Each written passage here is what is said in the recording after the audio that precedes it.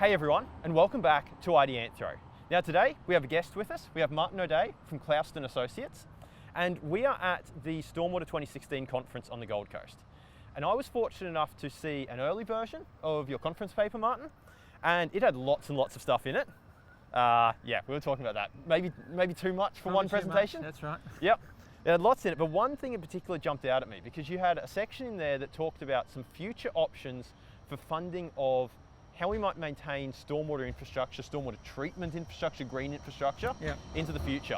So we wanted to just take a few minutes to, I suppose, pick your brains about what those options were, maybe some pros and cons of each. Yeah. So yeah, take it away. Sure. Well, look, I think one of the things that we've found in working on, say, the big projects like the ponds is that they're a living system, and they actually need a lot of care and maintenance. Mm-hmm. They're not like grey infrastructure where you can sort of partly set and forget them. Yep. They're living, they're dynamic, and they take a reasonable amount of money. Yes. It's not that much money, but it's a reasonable amount. And it's consistent, isn't it? It's not like do a bit now, forget about it, and there's a lot to start with, but it'll tail off a little bit. But at the ponds, for example, that's 88 hectares of basically creek line system. That costs about $1 million a year to maintain. Wow. Now, given that there's 4,000 residents there, it's only 27 cents a day per resident, so it's not huge. And per rateable lot, it's about $300 a lot. Yep. So one of the key things with the projects out there and the landscapes out there is people have these very small backyards. They're really relying on the public domain as their parkland. So in effect, they're getting a lot of value out of these things. Okay. So the first key one is basically a user pay system. So where you've got through probably a rate base or an increased rate base that you would say, okay, you're living in a very nice neighbourhood. Let's take, for example, the ponds. It's $1 million neighbourhood, 40 kilometres from the coast. Okay. So they by benefiting out of that, they could pay. So that would be like a rate increase of say $300 a year per resident lot. Yep. So that's one option, and that's when the sort of council maintains it. Now the second option is to do the same thing, but to have like a water utility or agency maintain it. So they would sweep the streets, they would clean the GPTs out, they would look after the rain gardens, they would do all those sort of associated things. But some of those things are what councils are currently doing. But again, the money would probably have to come from a rate space. Okay, so similar, so the first two are similar funding mechanism, being rates or some kind of charge base, but different entity, a council or a water utility is the distinction. Okay. That's right. The next one might be looking at, say, tax incentives. So, like, say the city of Philadelphia, for example, has a tax incentive on impervious surfaces. So the more hard stand you've got, the higher tax. So that gives people an incentive to put in green infrastructure, to put in wetlands, put in detention ponds, put in green roofs. Because the tax is so high, they can usually get a return in about 4 or 5 years. Right, okay. So it actually gives incentive for the private domain to actually manage what ends up being a public domain problem. Okay, yep. So that's one option. The other one is which is sort of how the ponds work, was where you have a developer-funded contribution. Okay. So Urban Growth New South Wales put in a $10 million sinking fund into the ponds, and that was used to fund the maintenance. Now, the way that was effectively done was it used up in 10 years.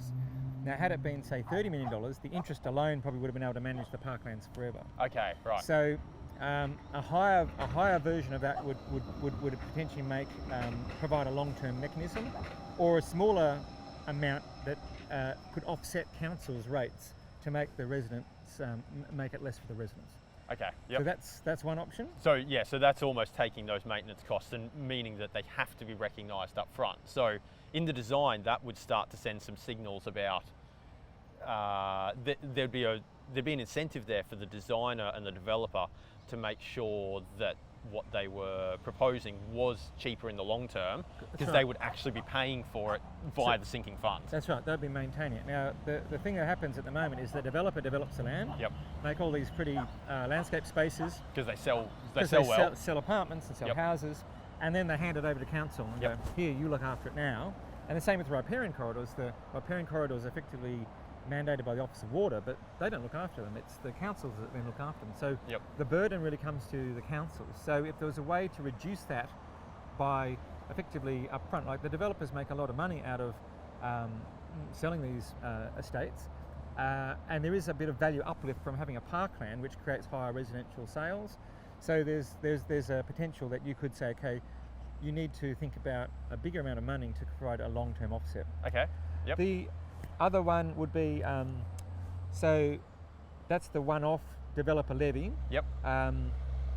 The other one would be to basically look at how that gets provided as a sort of long-term sinking fund. Okay.